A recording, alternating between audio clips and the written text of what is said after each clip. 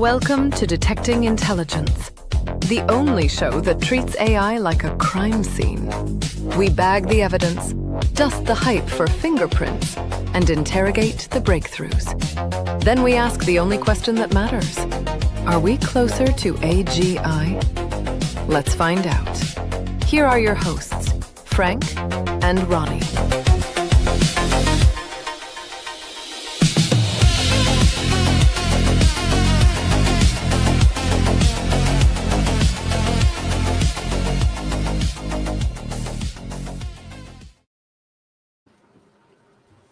GM, Ronnie, how's it going this morning? GM, TGI Friday, Frank. It's going well. It's going well. I feel good, and according to you, I look good and sound good. So yeah, it's a good start. It's a good start to the Friday so far. Awesome. How are you doing, my friend? Yeah, doing really good. Same on this end. Things are kind of exciting today. I think we've got some new news to talk about. New model drops yesterday from OpenAI, the ChatGPT 5.4. Everybody's been kind of screaming about, and X has been on fire with quit everything you're doing and start interacting with this model. So I'm excited to dig in and really see what all the hype's about. Yeah, I'm too bright. I'm gonna fix that. I'm gonna figure that out. I'm like, my forehead's like white almost. Anyway, I just have a big window opposite my face right now. But anyways, it's all right. It just makes my face a lot more visible. Anyway, welcome to Detecting Intelligence, folks. This is a daily live show that Frank and I host at 9 a.m. Eastern. And essentially what we do is cover the latest in AI, technology, Web3, NFTs, all that stuff, but mostly AI. The purpose of this is, Frank and I are just kind of watching the space really closely and just observing for the moment that the singularity happens. And based on a couple of posts that I've saved that we're going to talk about today, there is a mathematician / developer out there that thinks it did, and especially and he thinks it did or feels that it did, especially with the 5.4 drop from OpenAI yesterday. So Frank, you've had a chance. We were expecting it a couple of days ago, but we got it yesterday. What did it end up? I think that day OpenAI dropped like 5.3 something, but we finally got 5.4, and it's got a lot of people excited. I haven't played with it. I haven't played with it yet, but Frank did a little bit. Frank, what are your initial reactions? And then I don't know if right now, but we might get a little bit of a brief of a live demo. But yeah, Frank, tell me your thoughts so far. Yeah, so I've had a little bit of interaction with it. One of the first questions I asked was, how do you compare to Opus 4.6? And I wanted to see like what its answer was, and it was actually quite, I would say, diplomatic in many ways. It didn't claim anything outlandish, and it really kind of honed in on it. All depends on what it is that you're looking to do. So we can dig in a little bit more into that. I think trying to do a demo here live would be really cool, and we can start asking it questions. But from what I understand, the context window is massive, and then also with the potential of using this for OpenClaw. I know we talk a little bit about OpenClaw on here. Try not to make it an OpenClaw show. That's got me really excited just with being able to access this model through OpenClaw. Yeah, absolutely. Are you ready for? Oh my! Never mind. I went to X because I want to load up the bookmarks, and the first trending thing was Anthropic CEO leaves, and I stopped reading. The rest of it, he didn't leave. The rest of it is it just kind of, it was a story that started trickling out yesterday. That apparently Anthropic is not so sure that Claude isn't conscious anymore. So now that's on the table again. They're not sure if this thing's alive. So anyway, and it depends, of course, on your definition of consciousness. But so I'm sorry, Frank. Did you say you were good to start sharing?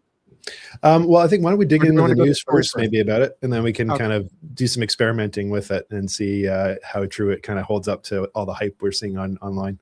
Yeah. Okay. Well, first, let me go to OpenAI. Sorry, folks, for not having this ready, but just keep watching if you don't mind. videos. Here we go. All right, there we go. I got it. I know how to internet.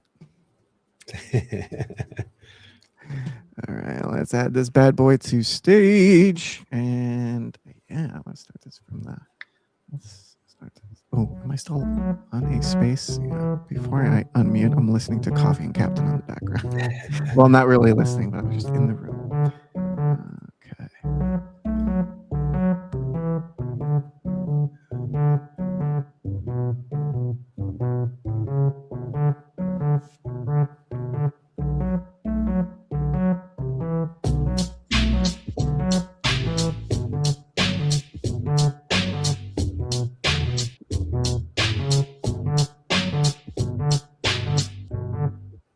All right, well, that wasn't.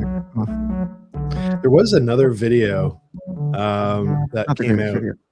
and let me see if I can find it, where it actually had a couple of people talking about it. The part that's interesting here is that it says you can now interrupt the model and add instructions or adjust the direction mid-response. I think that's really interesting. Yeah, you know, up until now, if you stopped it for whatever reason that you needed to, like you had to start that instance or that prompt instance in that chat from the beginning, and you kind of lost whatever work it did, or maybe you didn't want that work anyway. But being able to be like, hey, wait, let's go in a different direction. I think that's really cool. Yeah, no, that is super cool. I think you know, I've interrupted models before, but it just will keep the like text in the chat that you had previously posted, and it almost like it just cuts the operation, right? So the fact that it can still retain the information that you shared previously is quite interesting. I did bring up the new video. If you like, I can share my screen here and we can play this one out and see how it explains the new model here. Let's do that. All right, so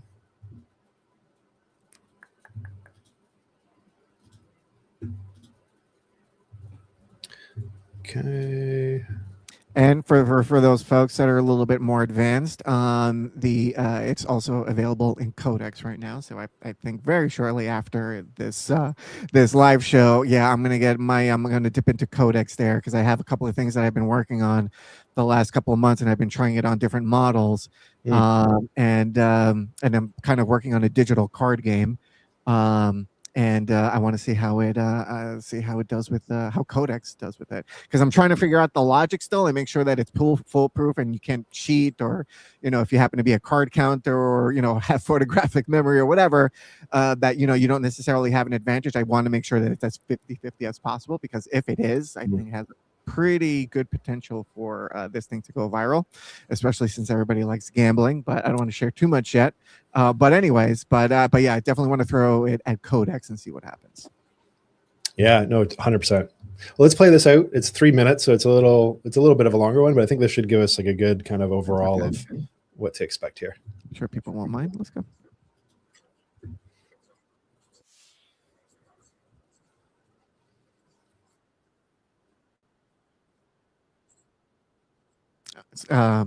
Really require some sort of user experience. I want to restart it. Today we're talking about the Sorry, Ronnie, what was that? No, the video wasn't on stage, but nobody could see it. But we're good now. Okay, perfect. Let's restart it here then. Sorry, folks. This is still our soft launch. The whole year will be really good at checking its own work, especially as the things we ask our models to build become more complex. My name is SQ, and I work on training the models to be better at web development, app development, anything that really requires some sort of user experience. Today, we're talking about the launch of our new model, GPT 5.4 Thinking, and two of its app development related capabilities. One, it's its ability to use CUA, or computer use, and two, it's its ability to make great websites using an image input. When we ask the model to use CUA compared to 5.3 Codex, it doesn't have to spin up like a new environment to do it.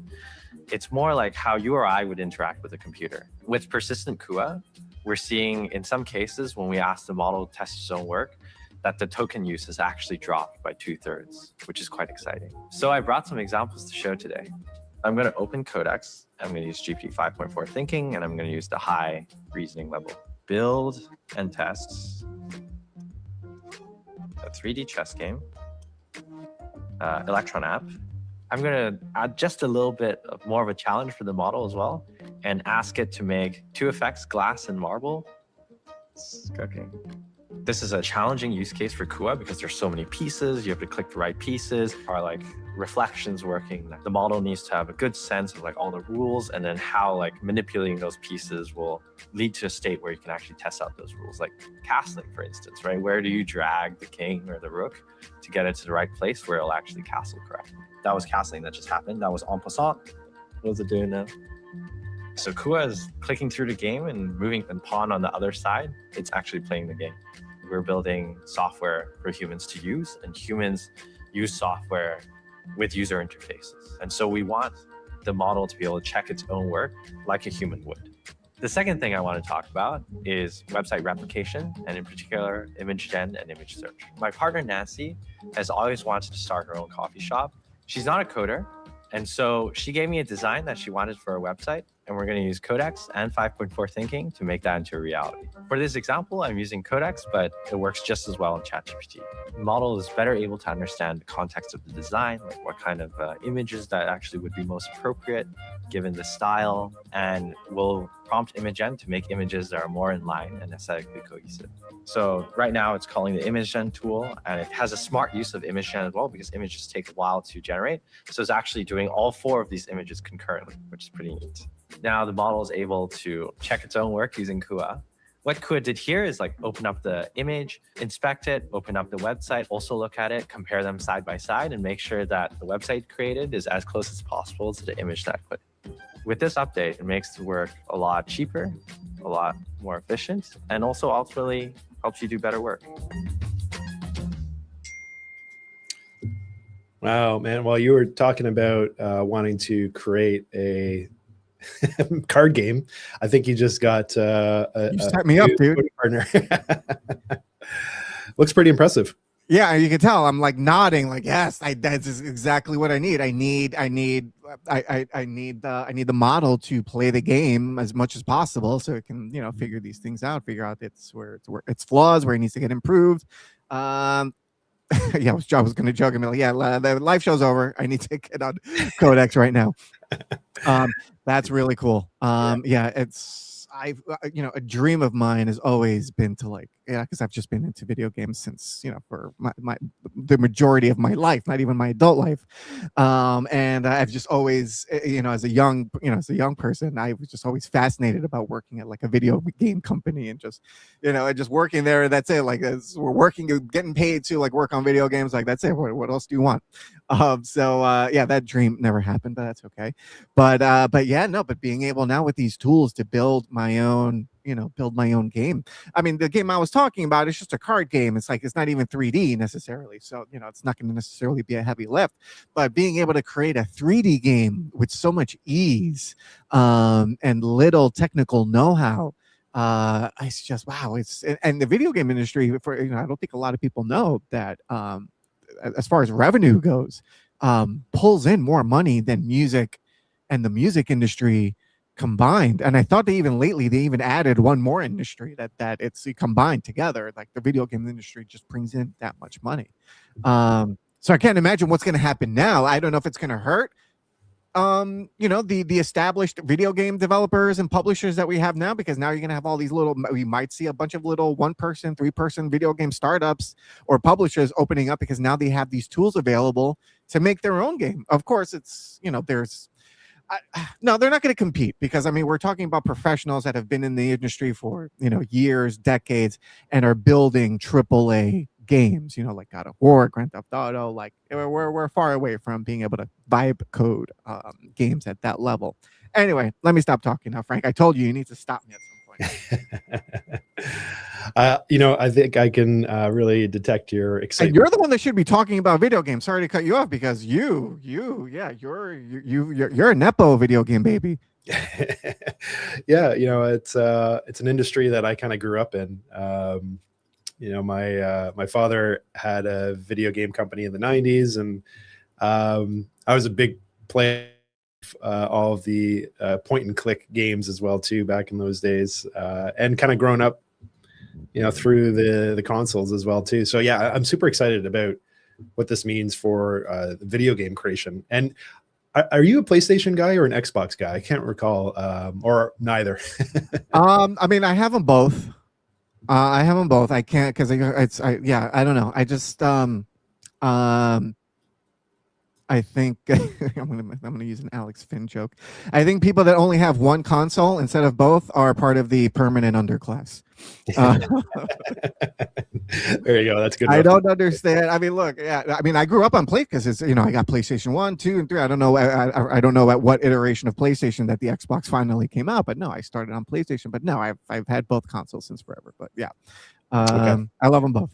To answer your question, finally. Yeah. So, like, the reason I ask is, I think I'm primarily a PlayStation guy currently, only because it's kind of when I do choose to pick up, a console, I'm playing usually Battlefield 6 right now is kind of my game of choice. But I have noticed, especially in the last year, the number of titles that have been released on the PlayStation Store that clearly look like they're AI created. And it comes down to even like the cover of the game itself. And I'm seeing this spill over into like Nintendo. I haven't really played much Xbox myself, so I can't speak to that. But I think we're already seeing a lot of it. And these games, are being published and then sold. I think you can buy them for like $1.99. They're usually pretty inexpensive. So yeah, I think now that these tools are getting better, and it's going to allow more people to be creative and produce video games. I'm super excited about it. And that chess game looked really good, actually. It looked really good. And look, $1.99, of course. Anybody's got my dog that's sitting at my feet right now has $2 on him. But like, you could also just make a game for free, and if it's a good game, you can just sell. Oh, no, let's not sell ads. Pay the $2 and no ads. But you could also make a game for free and just sell ads on it and make even more money. Just remove that barrier to entry and then just leave people to deal with the ads. But anyways, yeah, no, totally. It's it's fun. I'm really excited about the game I told you about. I know you tried it out a couple of times a while ago, but it's been iterated on since a few times. But I'm really excited about making this. It's the first time I ever even attempted to do something like this. And of course, obviously, because we didn't have the tools available and I didn't have the discipline and to make the time to learn how to make something like that. But I'm really excited to have these tools, in my back pocket that I can. Like, all right, you know what? I want to make something today and I want to make a game. And so I'm going to fire up whatever model. But in most likely, until further notice, it's going to be Codex. I'm going to be firing up to try and make one. But it's really cool. So here's another. I'm going to put this back up, my screen back up on stage here. Awesome. So here's an example from Develop Ed by Ed. All right, let's just go DevEd for short. So this is a comparison between Opus 4.6 and GPT 5.4 High. So here he goes. Prompt: build a single file HTML/CSS/JS, no libs, whatever that means, demo that uses SVG to simulate a plant growing. Stem extends, leaves sprout plus unfurl with springy/windy physics, then seamlessly loops forever. I'll stop right there, but then below, so in the screen there, the video there, yeah, you see the comparison and how each model did. And they both achieved it. I don't know if this is just a matter of preference, or I mean, it's just looking it over and over. I'm just kind of looking at like the technical aspects of it, the physics of it. Yeah, I'm gonna say GPT 5.4 has a little bit more. Yeah, I mean, you could just tell if you got two eyes, it has a little bit more going.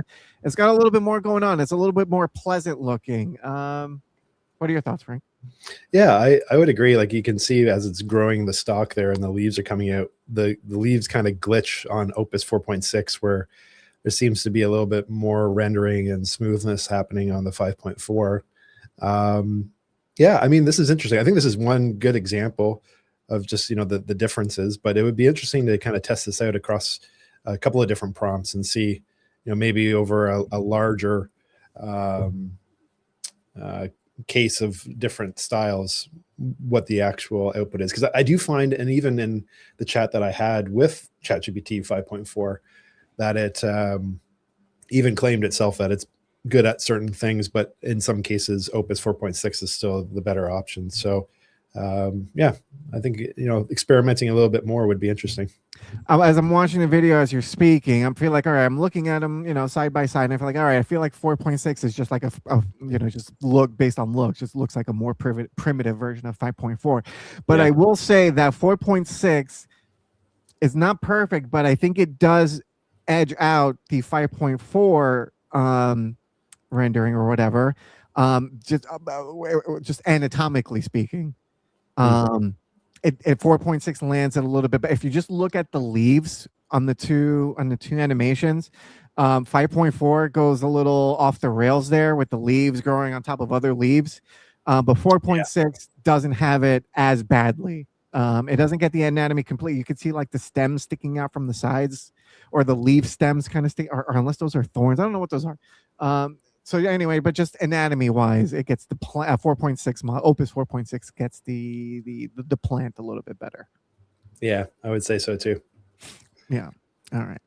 What other examples do I have here? Let's see. Sam Altman, yada yada yada. Okay, so here's BridgeMind, so this is a graph of all the models currently available to mankind, and there you see 5.4 at the top with a Gemini behind it. And not Opus. That's not surprising. Like, I have seen, just even in some of the experiments we've been running with, this IQ score that we're going to start assigning where we're at today, that Gemini comes up quite a bit. And I think it really has to do with the large context window. They were one of the first to come out with this 2 million token context window. So I think that's, in my opinion, probably what's, allowing them to kind of stay in the top. But I've used Gemini quite a bit myself, and I have found that the outputs are, I don't know, maybe I need to improve my prompting a little bit, but the outputs are nowhere as clean as what I've seen with ChatGPT or Opus for that. Yeah, well, you know what they say, garbage in, garbage out. So but it's true. It might be the prompt, but maybe not. Maybe it's just Gemini's not there yet. But no, so this was it was interesting to see that Opus didn't make the list until the fourth spot here. So anyways, but that's probably today, Anthropic will probably drop something, and now all of a sudden now it's better than GPT 5.4. That's the craziness of the space, folks, and that's why we're here. That's why we're here every day, because this is just how fast things are happening and dropping. There's going to be some big news, I'm sure, if not today, Monday for sure. Maybe even this weekend. It seems like once somebody does something, these other models have things in their coffers essentially that they're ready to release. So here's another example talking about 3D. Just talking about making games, and what I was working on is just flat 2D. But here's a 3D example of a Minecraft clone. Yeah, that's super cool. Took 24 minutes apparently. Like, and this folks, is just want to put that out there, folks. Like, we haven't verified that, some of the stuff, of course, when it's from the original source, the brand or the company, but anything that we're showing from, rando accounts on X, we haven't necessarily vetted or verified. So we're just taking it at face value. So for just, this person saying they made this in 24 minutes, well, we're just going to take their word for it. But based on what we know and in our experience so far, it's plausible. Very. The thing I find exciting is I remember being in grade school and just kind of having a little bit of exposure to the video game industry. You always get thinking, like, what kind of video game you'd like to make. And I remember getting together with a friend, and I would have been, this would have been like grade 5, grade 6. And I was like, okay, let's figure out how to build this. And then we started digging into like C++ and trying to learn, these languages. Is like, oh yeah, there's just no way. Like, we just got completely, deflated by the fact that this is going to be multi-year journey to learn just the basics in order to get something created. Dude, look at how fast now that is. And for like the younger generation, if you have an idea for a game, how quickly you can at least go from like idea to concept is just incredible. I think that's really what excites me, is just how many more video games we're going to see come out with this type of technology that maybe weren't even something we were thinking about before. And I think about like even that game that we were so enthralled about building, and this goes back to like the Mortal Kombat days when Mortal Kombat came out, and we're like, oh, wouldn't it be cool if you had robots that were fighting with each other, but not just fighting, that you actually had a little guy that you would have to put into a cockpit somewhere on the robot. And if that area got hit and damaged, then you would be killed. But until it got damaged, you were able to fight as much as you possibly could. And it sounds super complex for back then, but now it seems like doing like a 2D style game would be nothing compared to this Minecraft example you're showing us right now. I messaged a buddy of mine, Jason, my neighborhood childhood friend. He lives in your neck of the woods now. So he's got a couple of kids. They're 3, 4, 5 or whatever, and he's not he doesn't follow tech super closely. But anyway, I messaged him the other day. I'm like, dude, like your children are going to be able to think of a game they want to play and create it, like on the spot, and not just games, like content also. They're going to be able to prompt the content that they want to watch. And by the time, and again, they're like 3, 4, 5. And so by the time they get a device that they're going to be able to do this on, it's probably going to be like virtually instantaneous that they're going to be able to do that. Yeah. That thought entered my mind. And I was just like, wow. I'm just trying to picture myself back then, I was going to say little Ronnie, and I just did, but younger Ronnie. I was just picturing myself like, wow, like what would I have done if I had that power, that capability? And I'm just thinking about like, not what would I have done? Like, what would I have created? But then also like, wow, how would I have had turned out? Like, what would the rest of my childhood and growing up and as an adult been like, or could have been like, with being able to just make things on a whim? We're gonna find out. I mean, I'm not gonna find out what younger Ronnie would have done, but we're gonna find out what the current crop of humans are going to turn out like, because they're gonna have this capability, and we're gonna, and hopefully, I don't know. It's just like there's all this talk about what social media is doing to our minds and our attention spans and everything like that. So I think that's how I'm kind of looking at it. I'm like, okay, what is this? What is this going to do? That's not necessarily anything bad. Hopefully it's great that we're able to kind of just make whatever we want at the drop of a hat. But anyway, totally, that's kind of where my mind goes. Yeah, I mean, it's I think a lot of people feel like they have ADHD these days, because there's just so many directions you can kind of go in, and especially for those that don't have an issue with coming up with concepts and the creative side.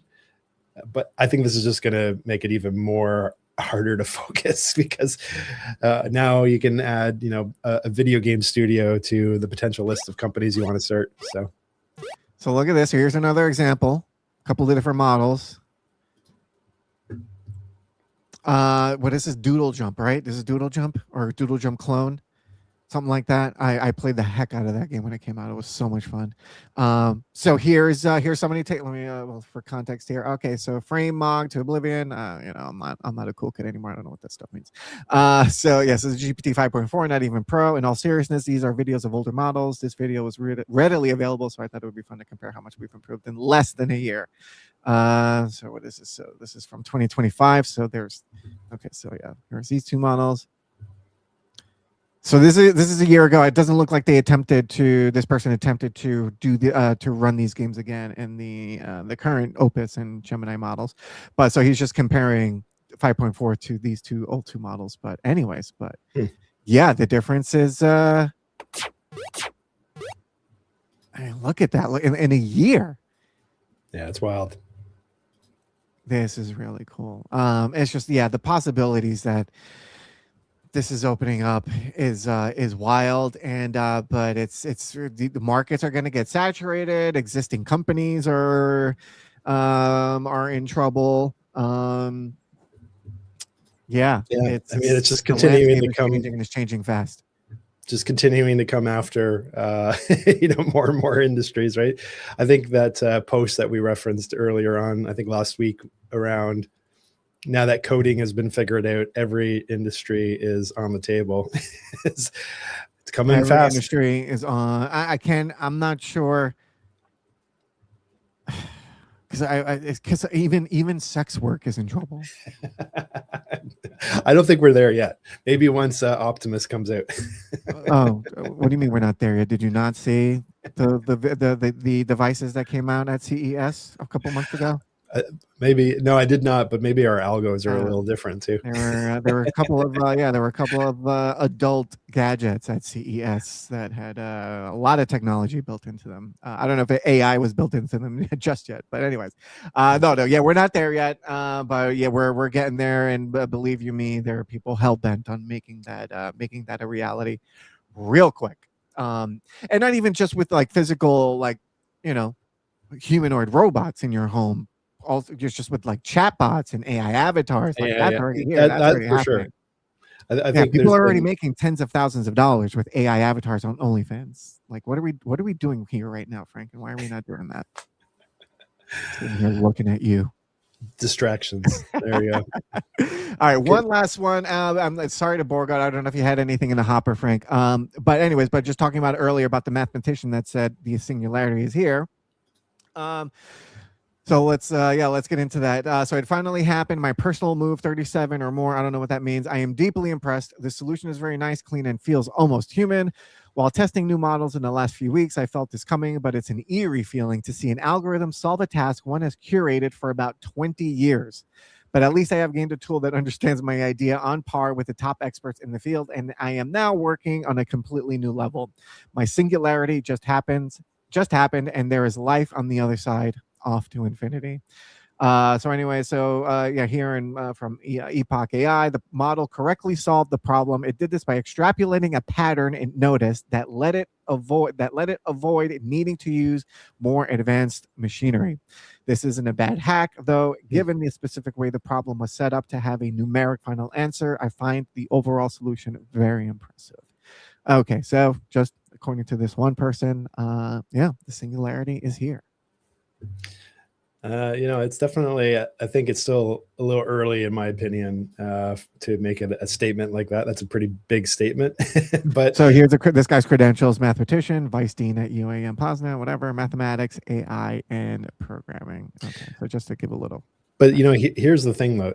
I don't think he's working at one of these major companies, is he? Not from what I can tell. Yeah. So like I know there's a lot of like hype, right? And I think this one, at least in my opinion, would fall under the hype category, unless it's somebody that works at a company with a pretty high title making an announcement. Then I would stop and take it seriously. But we don't know the inner workings of these models and what's actually happening. Yeah. I think it was not that long ago, there was I think it was somebody from OpenAI that said, I'm a whistleblower and I've been having interactions with these models, and there is intelligence there. There's, consciousness, and you don't hear anything more about that these days. No, that's true. I remember that. Yeah, it got hyped for a little bit there. Yeah. And it pops up here and there from other figures that, are making such claims, because it is, it's a very bombastic claim to make. It is, for sure. It gets attention, right? And I know even with like Maltbook, that was like a big thing as well too. People were talking about that these models are intelligent and we got to shut it down, can't get them to talk, But like when you look at Maltbook in particular, it's just good theater, right? Like it's just somebody has created a prompt for their bot saying, go into this chat and converse like an AI that's out to kill humanity. And without us knowing, having complete transparency on exactly what they've done, then it's just good theater, in my opinion. Yeah, agreed. Yeah. And I'm here for it because it's it makes it entertaining, that's for sure. As long as you realize it's entertainment, though. Yeah, it's entertaining, and I wouldn't consider myself a big conspiracy theorist, but it's a fun conspiracy. For sure. Other conspiracies I like are aliens and UAPs and UFOs. I love aliens too, man. I think maybe the world is an insane place right now between aliens, everything going on, with different countries, and then AI. It's just like, I don't know. It's hard to focus on anything these days. And you know what? If aliens do end up being, just one big psyop, all right, it's fine. I had fun. Yep. Exactly. It's fine. I had fun. Yeah. What else, Frank? We're at the 35 minute mark. We got one person streaming, and if you're not a bot, thank you for watching. I think we don't have more because we don't really have a topic in the title. It's just the show title on X rather. So might have some. Yesterday's title was pretty controversial. I think just slightly, not even that much, but it did have a topic of what we were talking about. So we'll fix that for the next one. But if you're not a bot and you are the one person or one human watching, thanks for watching. And comment or say hello or something. Let us know you're not a bot. But yeah, Frank, what else should we cover? You know what? I think, man, that's actually a great spot to stop, I think, for the day. It's been really good, and looking forward to kind of getting into more topics, and maybe we can have this IQ score we start talking about next week and share that with people and how we're creating that as well too. Yeah, so a little business. Yeah, we definitely we're going to start sharing now. We're just having some technical difficulties with our newsletter, but we are very much excited to get that up and working and out to you guys, because we really think it's going to be helpful for not even just your digital journey, but your overall life journey, because technology is being intertwined into our everyday life more and more every day, and you might not even know what's happening or even see it. So it's somewhat important to know what's going on, and so that's why Frank and I are here every day at 9 a.m. EST.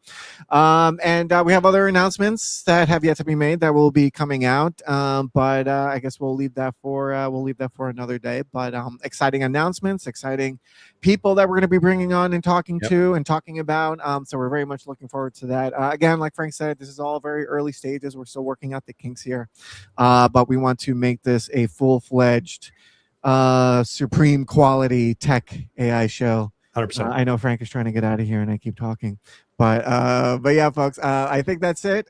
Thanks for watching. It's been a week, and have a good Friday. Have a good weekend. Frank, any last words? Hope you all have a very distraction-free weekend and be ready for Monday for full distraction mode. Yeah, and we'll have a parting slogan soon. There we go. I like that. Yeah, that we'll come up with too. Yeah, we need that. But anyways, toodles.